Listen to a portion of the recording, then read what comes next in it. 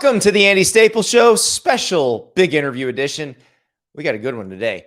Cincinnati head coach Luke Fickell. And we had him on the show last 2 years ago, and it was my last trip before the pandemic.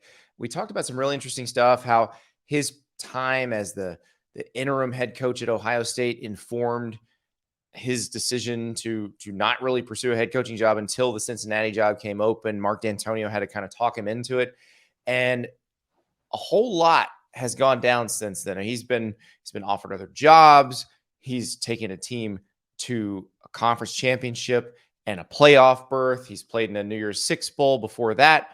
They have had a really great run the last couple of years at Cincinnati.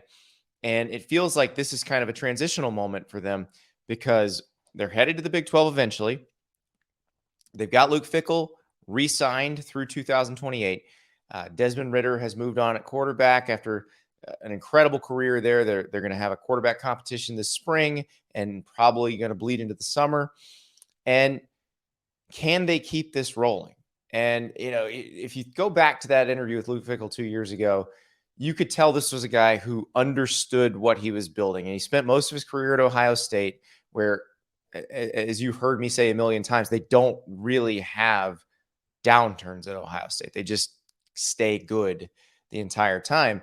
And I think that is what Luke Fickell's been able to build at Cincinnati. And you think about what that first group of guys, the ones that he brought in and helped develop, what they did, because they were signing on either before they coached a game or after they'd gone 4-8. And this was the group that was really the core leaders of the team that made the playoff. That was the first he's going to ding me for saying this, non-Power 5 school to make the playoff. They don't use that word in the Cincinnati football complex, but it is something that is a major accomplishment.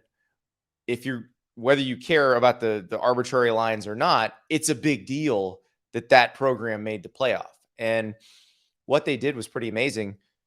A lot of people would be interested in having Luke Fickell as their head coach.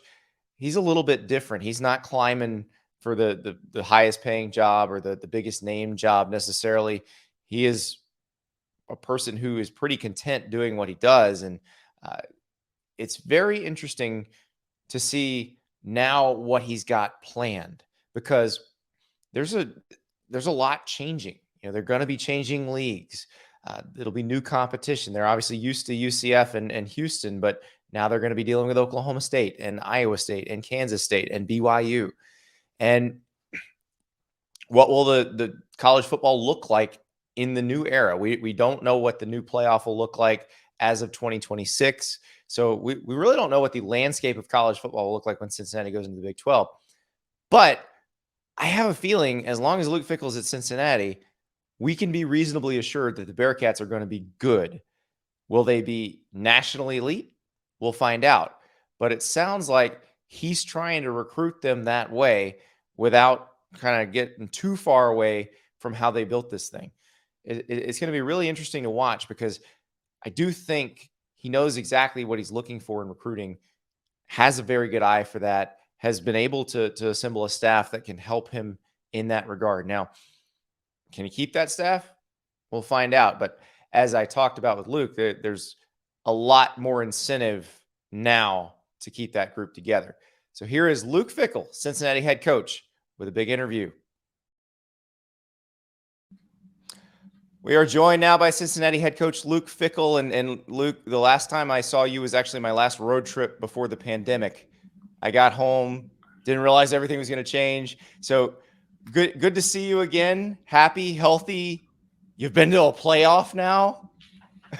When does that hit you? No, I appreciate that, and we won't. I'll make sure I don't see you again, because that maybe was a little bit of bad luck there for about a year and a half after we ran into each other. But no, I'm sure I'm sure it wasn't just that. But no, it's been wild. It was a great run. It was a great ride. We're still obviously feeling it with all of our guys, with all this combine and what's coming up here is exciting, but we gotta get moving on and get this spring ball going. Well, that's what you're in spring practice now. You had 8 guys at the combine. I think you had 6 guys at the Senior Bowl. Yep. at what you mentioned earlier that the Senior Bowl was where you it did hit you, where you had a chance to reflect on it. You had a minute to just think about it. Oh, wait, we did all this. Yeah. I'm curious because this group that just did all this, before we get on to the spring practice, these are the guys that you either inherited or they believed in you when you were 4 and 8. Yep. How much more special does it make what you did because it's that group? I think it really does. I think that just in, how we've kind of preached things and what we've tried to do about development and, the route at which we wanted to kind of build the program and for it to kind of work like that, like your first group. I mean, I'd say for most of those with the exception of Dez and a couple of guys, it was our first kind of recruiting class. Dez was committed before we got here. And thank goodness there was no portal, because we probably would have went and looked for somebody else. But, he's still, we would consider him still our first recruiting class. Right. And there was maybe a couple kids that we had inherited that were still on the team. But just to be able to even see those guys over a 5-year period and what they've grown to and what we've grown to, I think we've grown as to be better coaches. I know I've grown to be a much better coach. And I think that, like I always said, it was hard for me in the first couple of years because when you don't know the kids, it's a little bit harder to motivate them and push them. Getting to know them better and not just recruiting, but also just spending more time with them. I think we've done a really good job at helping them continue to grow so that they could be their best version of themselves. And it's shown. Well, and you guys run a developmental program where you're going to take a guy in, you want him to be the best version of himself in 3-4 years. Does that have to change in the era of the transfer portal, or can you be the kind of coach who runs a program where guys are like, no, I'm good, I want to stay? I think so. We're going to keep trying. Even before the transfer portal, we used kind of the grad transfers just in a select way. And so we've kind of continued with the transfer portal. We'll use that in a select way that even we did in year 1, 2, and 3 with grad transfers. And we want to be, that developmental group. We want to bring in, 20 to 23 high school kids a year and do our best work with those guys. And, I hope we don't change. I know that our philosophy is not to change. But I think that, we got to continue to adapt and grow with our program as well. Well, you mentioned using the transfer portal strategically.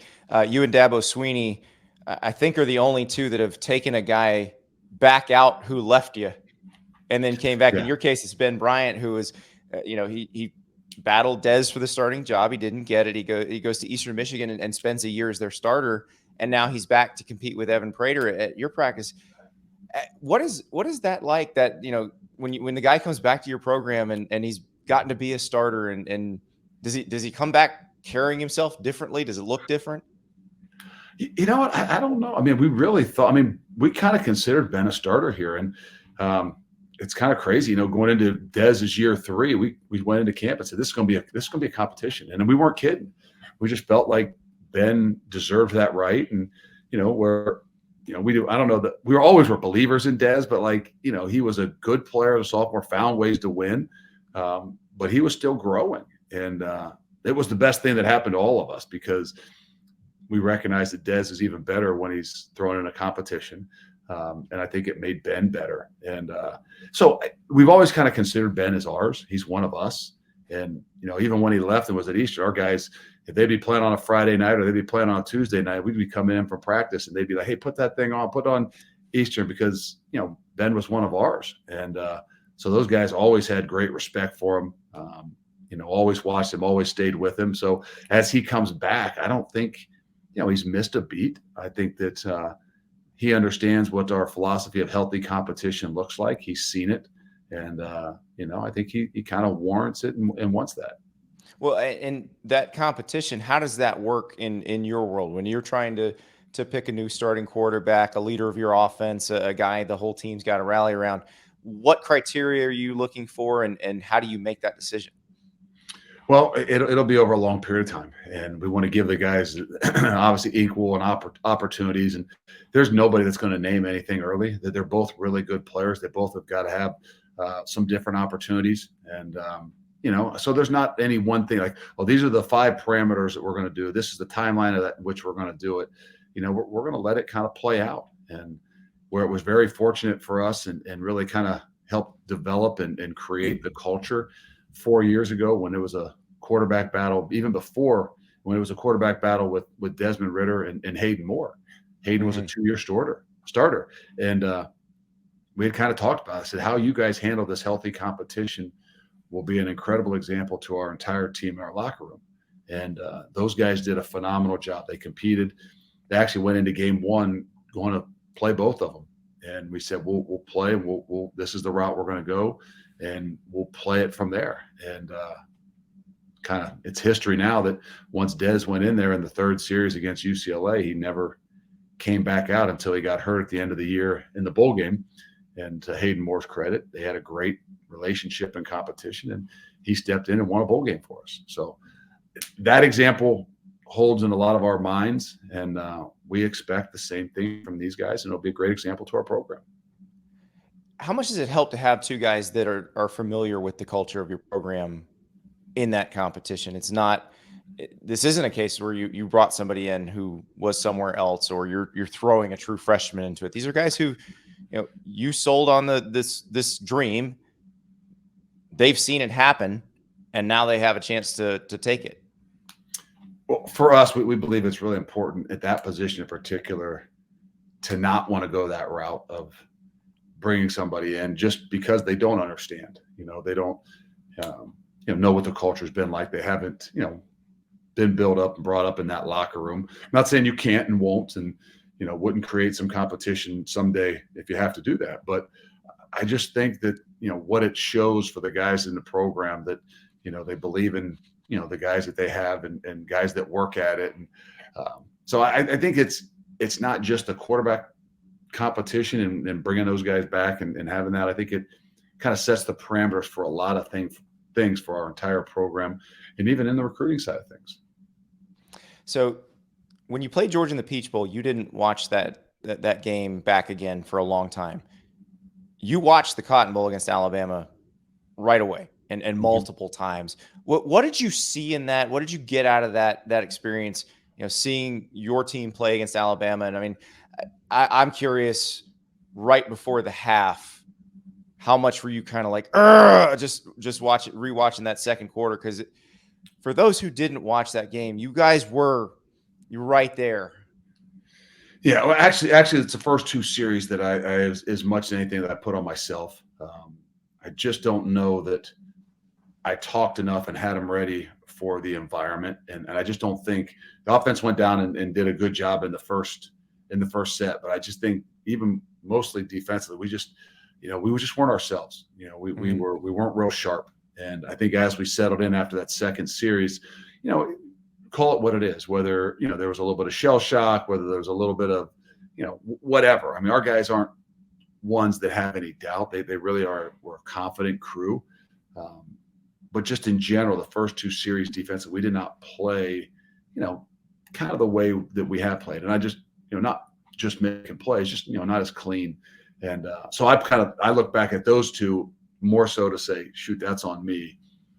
Then you get into that third quarter where you finally create some of those opportunities and you just couldn't take advantage of them.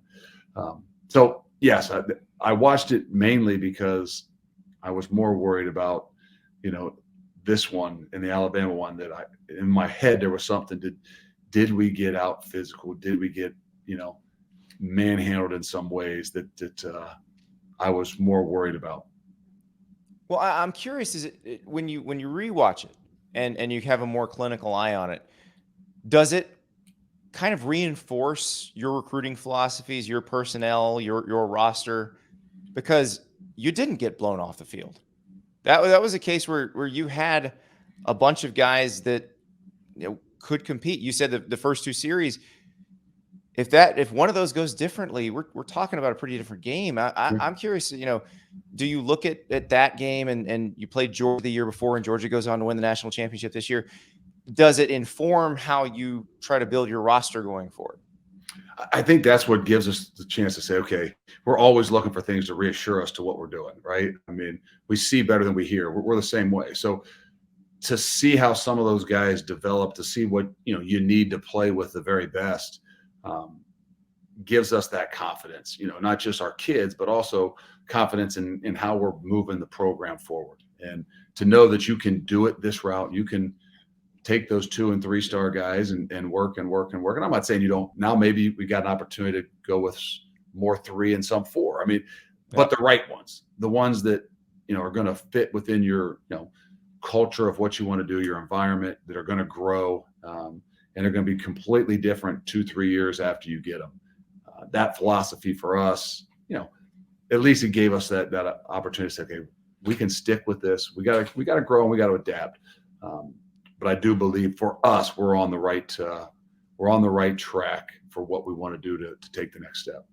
Well, and that's the thing. You guys have been in on those guys. That you've never shied away from recruiting any of those types of players. Do you feel like you're in the mix longer, having more of them say, you know what, I am going to take a visit now? We have been. We've done a good job. I think that's where we're going to now in the last year and then moving forward. We're going to have more opportunities. Now we got to stick to our guns about who we are and what we really are looking for. But then we've got to find ways to, kind of seal the deal on some of those. And I mean that more so within the kids within our 300-mile radius. I think that's where, 81% of our team is from. And if we can really take the next step in that area, I think we have a chance to, make our program even different than it has been. And, that'll open up some of those other 20% in the recruiting. But when you go outside of that, for us, we're making sure we're finding the right ones. I know a lot of your day-to-day is focused on getting this team ready for 2022, but when you are recruiting, when you are talking to prospective players, they're probably going to be playing in a different league for most of their careers. How much do you talk about that? Do you think about what that will look like and what Cincinnati will look like as a Big 12 program?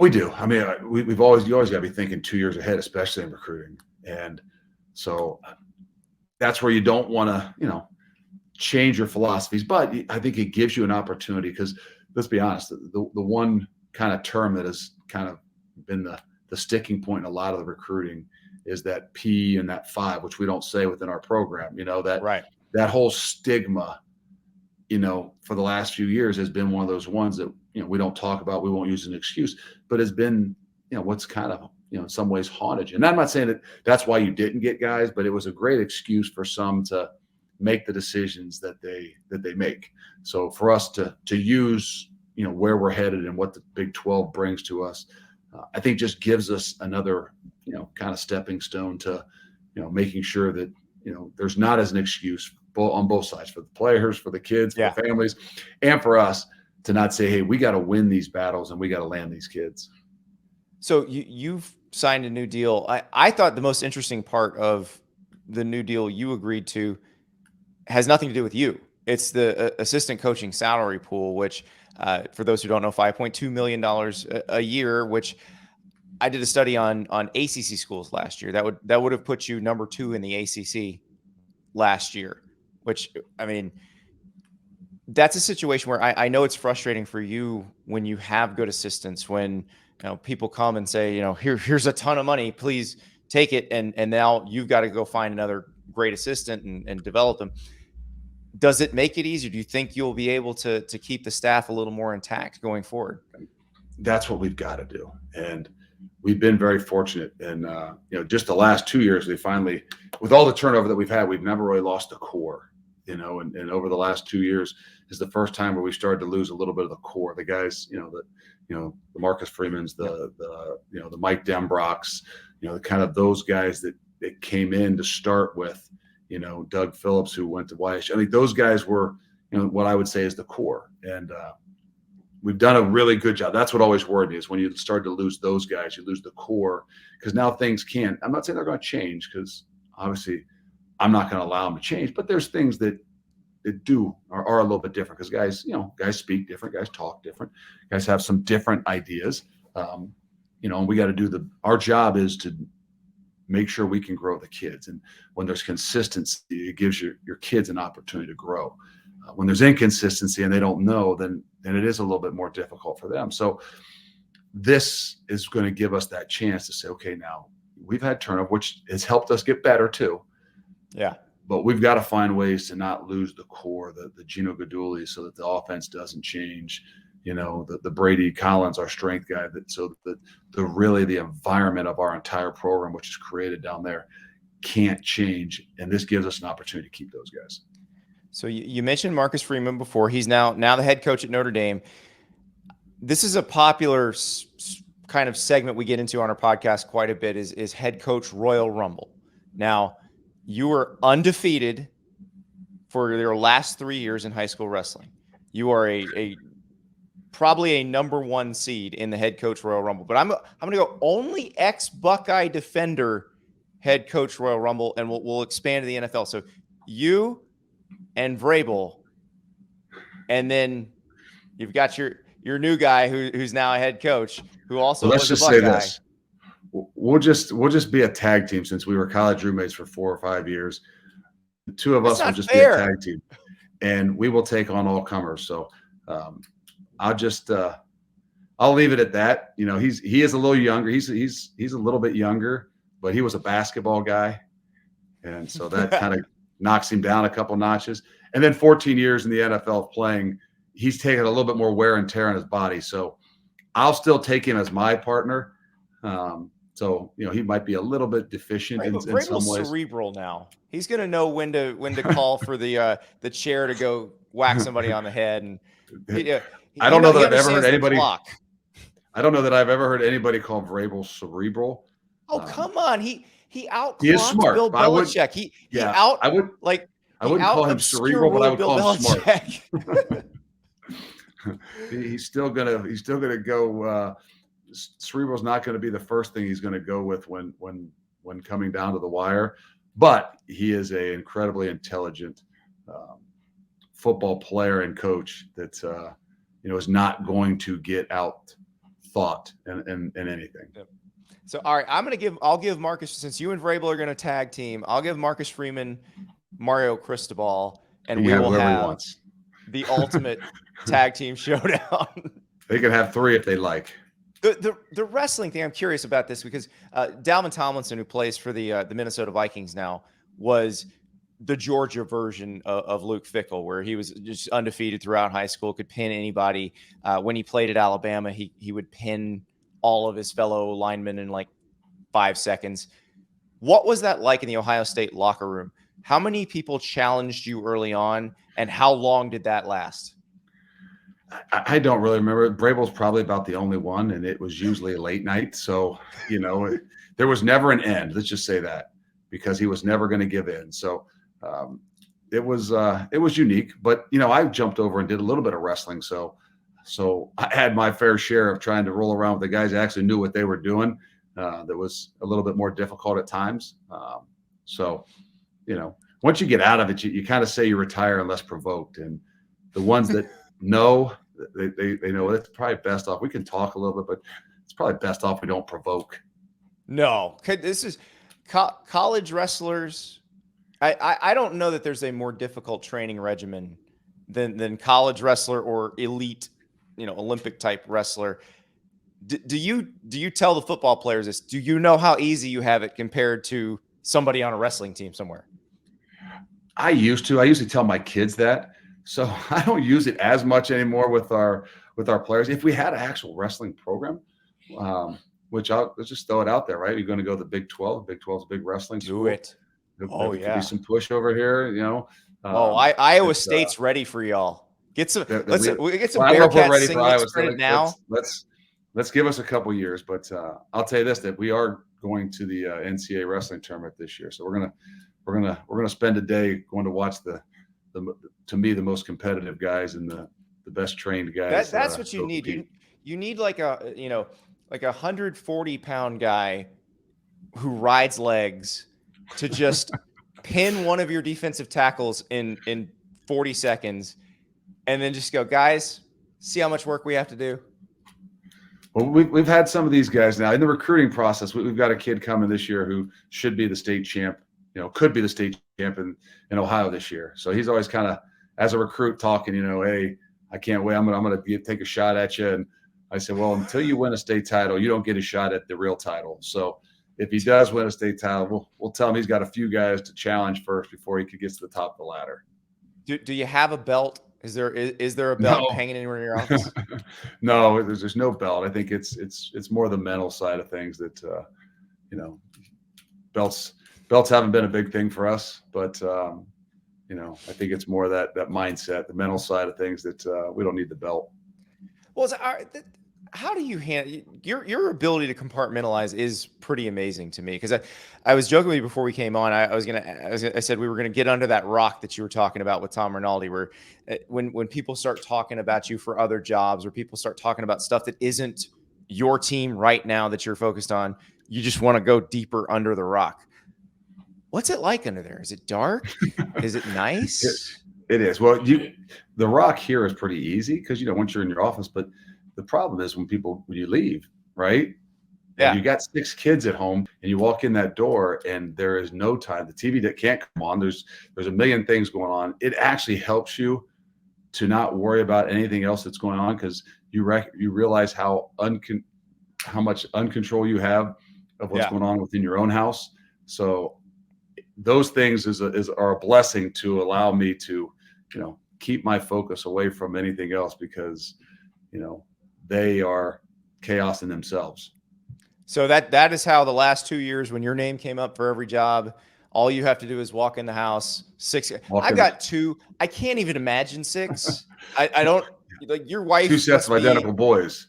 So right, my house is pandemonium. So yeah. How many coffee tables have been broken in your house? Well, there's been a bunch of holes in the wall. Like I said, we built a barn out back so that they could just go outside and beat the daylights out of each other and get out of mom's hair. But those kinds of things for me help me to just not only stay grounded, but also to not even get into worrying about the other things that are going on. So to build in, it's a good fortune that, I'd say the wrestling background helps you to focus and lock in and try not to worry about the other things. And then the busyness of what you do in the season, but also the busyness of what's going on within my own home. It helps me to not be distracted by some of those other things. So it never actually slows down. You'll have maybe a lull in recruiting, a lull in the season, but it doesn't matter because you can always go home and find 8 people piled on top of each other. What I'm finding out, I've got more time during the season. Right now, outside of the season, with all the things that are going on, kids recruiting, and then those kinds, you're trying to do everything. Within the season, I don't do any. I mean, it's RC. I mean, I don't unfortunately get to see a whole lot of my own kids' stuff because you're so regimented. And when you get outside the season, now you're trying to make up for the things. And I mean, it's rough. It's tough, but again, it keeps you busy, keeps you not worrying about a lot of other things. Well, that's right. And now you got security, new deal. You can pay the guys and keep them. New league on the way. Quarterback derby. You're gonna be a busy dude. No, and then you go home to 6 kids. You know what? That's what keeps you going. And for the mentality that what you have is, it's fun maybe to reflect for about 30 minutes when you're at the Senior Bowl, or 30 minutes when you run over to the combine, but then it's motivating to know that, okay, now this is a greater challenge now. And, I think those kinds of things, are what keep you from, worrying too much about the past, but always moving forward. And, I don't know. Sometimes it'd say, it'd be nice to live a different way or to think a different way, but maybe I'd live a lot longer, but there's only one way of doing it in my mind. Well, you heard it here first, coaches. When we get to our Royal Rumble segment, it is Fickell and Vrabel. They're gonna call James Laurinaitis, see if his dad has some old spike shoulder pads. They're gonna be the Buckeye Warriors or the Legion of Buckeye, or whatever you want to call it, and you're gonna have to take them on. The Legion of Bearcat, because Fickell's just got to adopt yours now. Yeah, because he's a Titan. It's not. He's close enough. So the good thing is he's within striking distance. So if we need to, and listen, those Road Warriors Legion of Doom colors, they're perfect for the Bearcats. Yeah. You're already there. So yeah, love it. All right, we got it. it actually makes the segment less fun, Luke, unfortunately, because you two would crush everyone. So congratulations. You've killed the segment. Thank you. I apologize. I know everybody wants it to be a little bit closer. That's what the NFL has made a living on, right? I'm terrified of Mike Vrabel. There's no shot. I'm not putting any coach in the ring with Mike Vrabel. And the problem is you're the more technically sound one. You're the one that's going to twist the person into a pretzel. He's just going to he's going to be on the mic. So maybe I'll just be the coach and let him go ahead and do the dirty work. Oh, you could be the Bobby the Brain Heenan. It's perfect. That's probably not just managed. Classy Freddie. My personality. That we'd probably end up fighting each other because we would both want to be in there at the same time. So you know what? It'll just turn into just like it was in college. That's exactly what happens with the best tag teams. One of them always makes a heel turn. So we know you're going to be a face. Vrabel will make the heel turn. This is brilliant. I'm going to call Vince McMahon right now. Luke, thank you so much. He'll be the other side. All right. Oh, there you go. There you go. So Luke, thank you so much. I know you wasted enough time with me. 6 kids at home. Hopefully nothing's been destroyed while we were talking. I've always got time to talk, and especially when we can throw wrestling into the mix. So I appreciate it, Andy. Thanks for having me. Well, we'll talk double legs, single legs when we come back. You were a heavyweight, all double legs. Thanks, Luke. Thank you. That's it for the show. Thank you so much for joining us. It has been a pleasure. Listen to Stars Matter with Ari Wasserman and Mitch Light on Thursday. And then on Friday, Ari, Mr. Stars Matter himself, will join me for, well, we'll find out if are we doing adulthood lessons. I don't think we have an intern with us this time, but that intern has reached out and he would like to know more cocktail information. He's a little bit younger, not legally allowed to drink yet, but he's in a formative period. And listen, you need to know how to mix a good Manhattan and a good old fashioned. These are life skills that we're teaching on the Andy Staples Show. So maybe some more life skills, which, look, you've heard Ari, the man almost killed himself with a Q-tip. He needs all the life skills help he can get.